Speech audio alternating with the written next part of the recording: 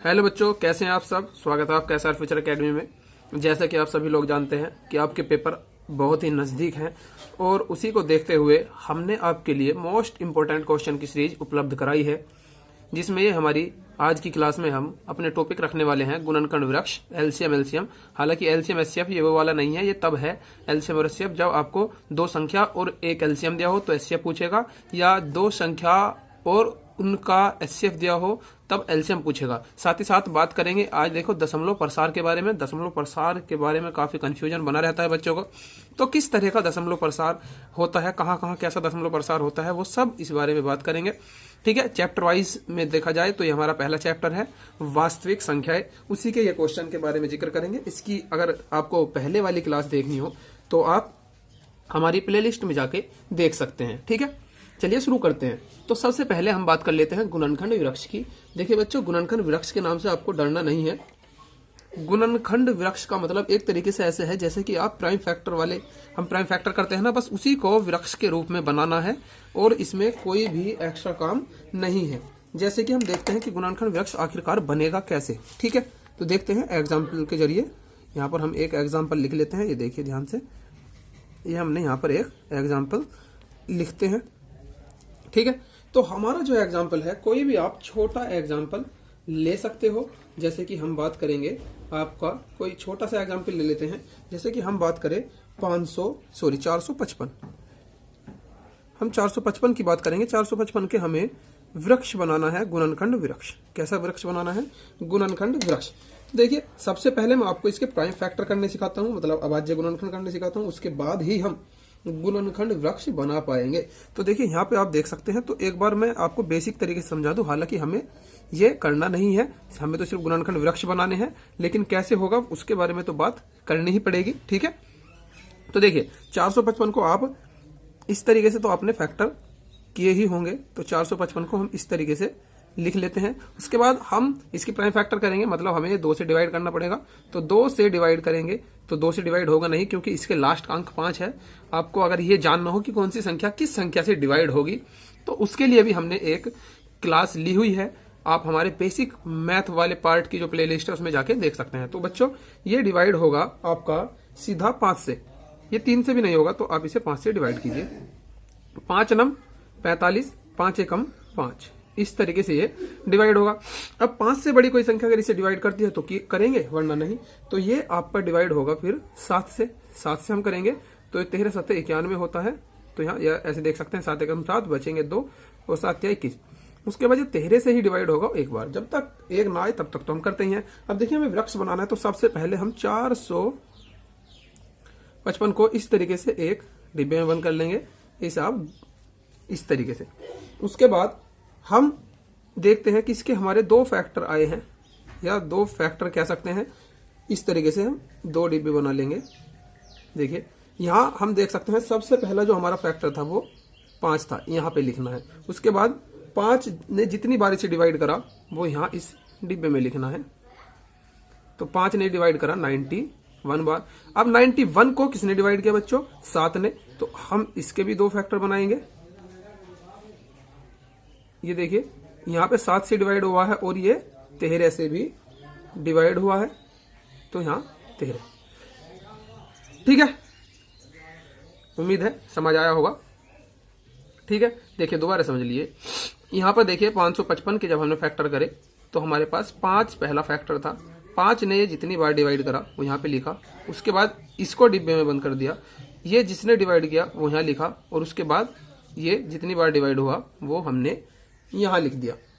ठीक है, उम्मीद है समझ आया होगा। तो आपका ये वृक्ष हुआ, गुणनखंड वृक्ष।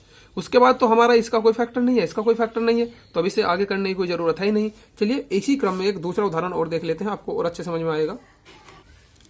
देखिए इससे अगला जो हमारा क्वेश्चन है थोड़ा बड़ा है, इसके हिसाब से छोटा सा था हमारा, इस बार हमने थोड़ा बड़ा लिया है, तो इसे भी ध्यान से समझेंगे। सबसे पहले हमें क्या करना होता है, जो ये संख्या दी हुई है इसे हम एक डिब्बे में लिख लेंगे। ये हमारा 4095। अब इसे हमें प्राइम फैक्टर करने हैं, हालांकि ये करके नहीं दिखाना है, अब इसे अलग भी कर सकते हैं, लेकिन अगर नहीं आपसे डायरेक्ट हो रहा, आप इसे डायरेक्ट भी डिवाइड करके यहाँ पे लिख सकते थे, लेकिन अगर नहीं हो रहा डिवाइड तो छोड़ देंगे। देखिए 3 से तो डिवाइड, सॉरी ये आपका 5 है लास्ट में, तो ये 5 अगर आपका है तो ये आपका 2 से तो डिवाइड होगा नहीं, 3 से होगा। तो देखते हैं अगर 3 से डिवाइड होगा तो इसके अंकों का योग भी 3 से डिवाइड होगा। तो 4 और 9 13 और 5 28 का मतलब 3 से डिवाइड हो जाएगा। जिससे भी डिवाइड होगा वो यहाँ डिब्बे में लिखा जाएगा और डिवाइड करने के बाद जो भी आएगा वो इधर डिब्बे में लिख देंगे। तो 3 से हमें पता चल गया है डिवाइड होगा। 3 से कितनी बार डिवाइड होगा वो हम यहाँ पर लिख देंगे इस तरीके से डिब्बे में, है ना, बॉक्स में लिख देते हैं। तो देखिए 3 एकम 3 बचेगा 1, 1 आगे 3 तिया 9, फिर 1 बचेगा 3 छंग 18 और 3 पंजा 15। उसके बाद अब ये तो फैक्टर हुआ इसका, अब ये डिवाइड होगा ना, तो ये डिवाइड होगा तो इसके भी 2 पार्ट बनाने हैं हमें। इस तरीके से हम इसके 2 पार्ट बनाएंगे। अब देखिए अगर ये 3 से डिवाइड होगा तो ठीक है, वरना फिर अलग संख्या से देखेंगे। तो 3 से करने के लिए पहले हम योग देख लेते हैं। 3 और 1 4, 4 और 6 10, 5 15 मतलब 3 से डिवाइड हो जाएगा। तो ये 3 से डिवाइड होगा, 3 यहाँ पे लिख देंगे। जितनी बार डिवाइड होगा यहाँ लिखेंगे। तो 3 चौक 12, 1 बचेगा 3 पंजा 15 और 3 पंजा 15, 455। और 455 के तो अभी बच्चों हमने किए ही है, तो उसमें तो कोई हमारा डाउट है ही नहीं। इसके फिर से ऐसे 2 ब्रैकेट बॉक्स बनाएंगे। हमने ये 2 बॉक्स बना दिए। 455 के आप देख चुके हैं। तो ये किससे डिवाइड होगा? अब ये डायरेक्ट 5 से डिवाइड होगा।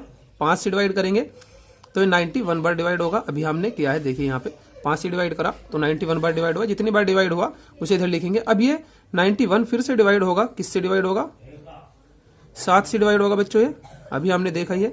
और ये कितनी बार डिवाइड होगा? 13 बार। अब इसके बाद हमारे इससे आगे कोई फैक्टर नहीं आएंगे। अगर नहीं आएंगे तो ये हमारा क्या हुआ? गुणनखंड वृक्ष बन गया। ठीक है, उम्मीद है आप अब समझ चुके होंगे। अगर फिर भी कोई दिक्कत है तो आप एक बार क्लास को दोबारा देखिए, आपको अच्छी तरीके से समझ आ जाएगा। ठीक है, चलिए अब बात करते हैं हम दशमलव प्रसार की। दशमलव प्रसार में काफी कंफ्यूजन बना रहता है, उसी को हम अच्छे तरीके से समझने वाले हैं। आपका सारा कंफ्यूजन हम दूर करने वाले हैं। ठीक है, देखिए दशमलव प्रसार को हम अलग तरीके से समझेंगे थोड़ा सा, तो इसके हम पार्ट बना लेते हैं। दशमलव प्रसार हमारा 2 प्रकार का होता है बच्चों। आप ध्यान से समझेंगे तो आपके बेहतर समझ में आएगा। दशमलव प्रसार 2 तरह का होता है। एक तो हमारे पास दशमलव प्रसार होता है शांत और एक दशमलव प्रसार होता है अशांत। अब शांत और अशांत का मतलब समझिए ध्यान से, आपकी अच्छे से समझ में आ जाएगा। शांत दशमलव प्रसार बच्चों वो होता है जब हम भाग का कोई सवाल करते हैं तो वो कहीं ना कहीं जाके दशमलव के बाद रुक जाता है, तो उसे बोलते हैं शांत दशमलव प्रसार। और अगर नहीं रुकता है, चलता ही जाता है, तो उसे बोलते हैं अशांत दशमलव प्रसार। एक उदाहरण के तौर पर मैं आपको यहाँ पर ये 2 से भाग देता हूं। 2 से भाग दिया हमने, देखिए 651 को भाग करेंगे 2 तिया 6, उसके बाद उतारेंगे 5, 2 दूनी 4, उसके बाद फिर 1 उतारेंगे और ये फिर 1 उतारना है हमें, तभी पता चलेगा। तो 2 पंजे 10, फिर 1 उतारा। अब पता है एक शेषफल छोड़ सकते हैं। अगर आगे सवाल को बढ़ाना हो तो दशमलव लगा के यहाँ पे 0 बढ़ा देते हैं। 2 पंजे 10। आप यहाँ पर देख सकते हो कि हमारा दशमलव प्रसार यहाँ एक ही अंक पर रुक गया, हालांकि 2-3 अंक तक भी चल सकता है। तो ये होगा शांत। और अगर नहीं रुकता है ये बनेगा अशांत। देखिए कैसे, एक भाग का सवाल और कर लेते हैं। जैसे हम 3 से डिवाइड करेंगे 100 को, तो हमारा 3 तिया 9, फिर 1 बचेगा, 0 उतारेंगे, 3 तिया 9, ठीक है, बचेगा 1। अब दशमलव लगा के यहाँ 0 उतारेंगे, फिर 3 तिया 9, फिर 1 बचेगा, फिर 0 लगाएंगे, 3 तिया 9। फिर आप देखते हो आप कि ये ऐसे ही चलता जाएगा, 3 तिया 9, 3 तिया 9। तो यहाँ देख सकते हो दशमलव प्रसार जो हमारा है 3.33, मतलब ये चलता ही जा रहा है और चलता ही जाएगा। तो इसे बोलते हैं अशांत दशमलव प्रसार।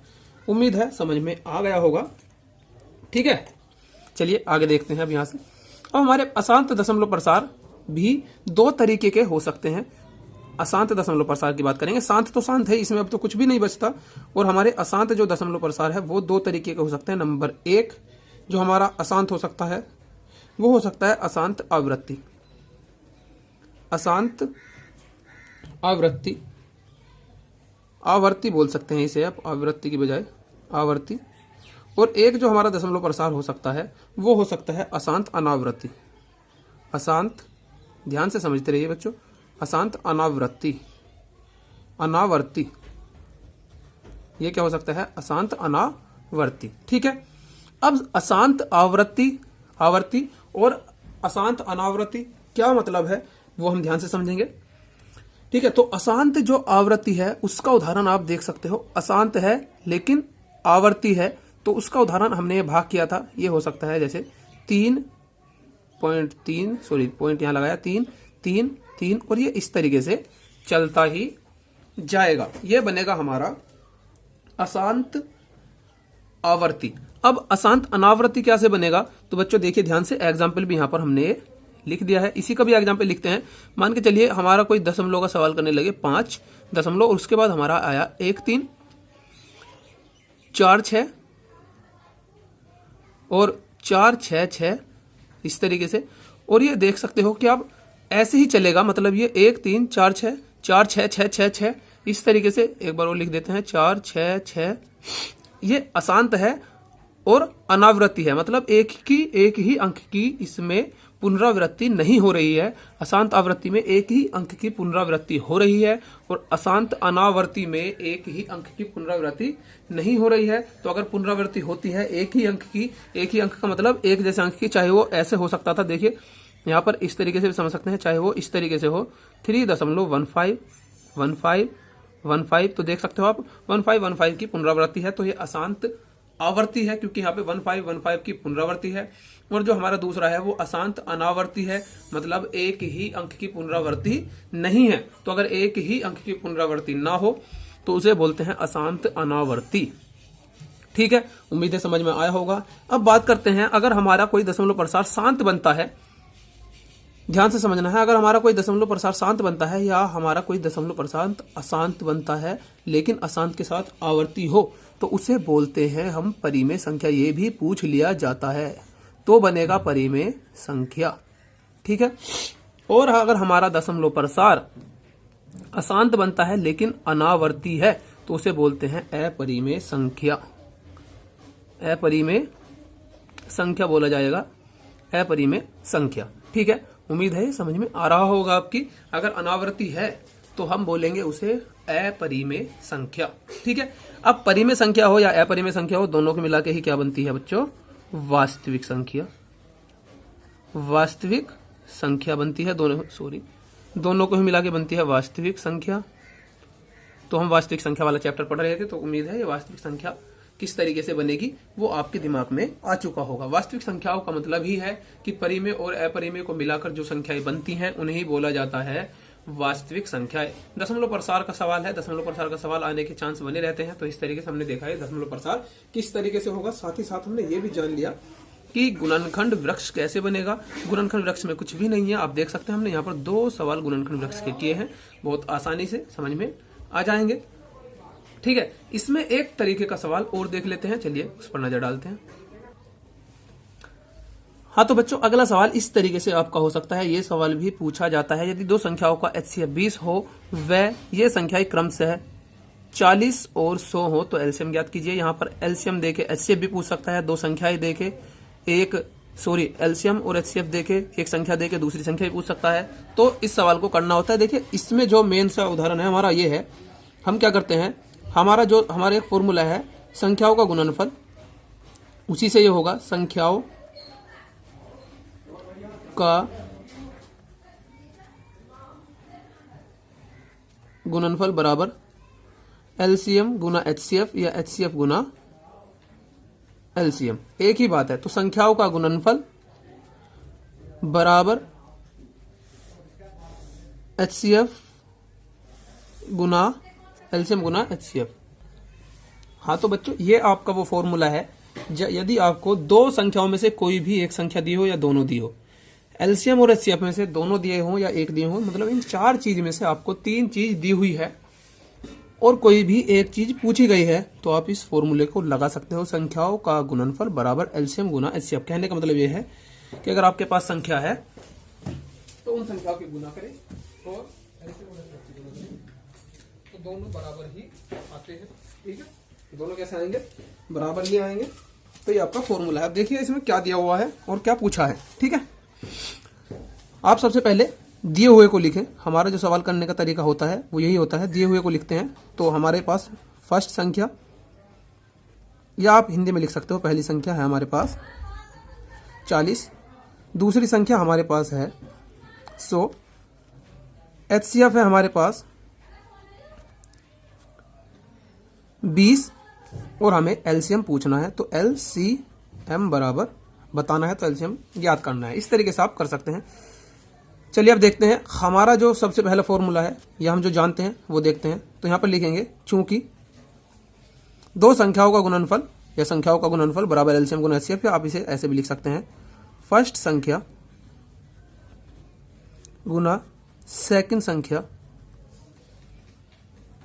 बराबर LCM गुना HCF। अब दो संख्याओं का गुणनफल लिखें या फर्स्ट संख्या गुना सेकंड संख्या लिखें, यहाँ भी तो दो संख्याओं का गुणनफल ही बनेगा। LCM गुना HCF लिखेंगे। अब जो दिया है वो यहाँ पर पुट कर दें वैल्यू। तो फर्स्ट संख्या 40 है, 40 पुट करेंगे। सेकंड संख्या 100 है, 100 पुट करेंगे।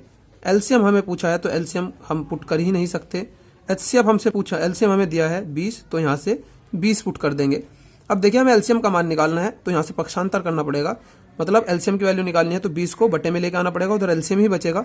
तो इसे हम ऐसे लिख सकते हैं LCM बराबर 40 गुना 100, ये जाएगा भाग में बटे 20। 20 से 40 कटेगा 2 बार और 100 दूनी 200, तो इसका LCM कितना आ जाएगा आपका 200, इसका LCM आ जाएगा। ठीक है, उम्मीद है समझ में आ गया होगा। अगर इसी तरह की वीडियो पाते हैं और एग्जाम में अच्छे नंबर प्राप्त करना चाहते हैं तो हमारे चैनल को सब्सक्राइब करके हमसे जरूर जुड़ाइए। अगर वीडियो पसंद आई हो तो वीडियो को लाइक जरूर करें। शुक्रिया, धन्यवाद।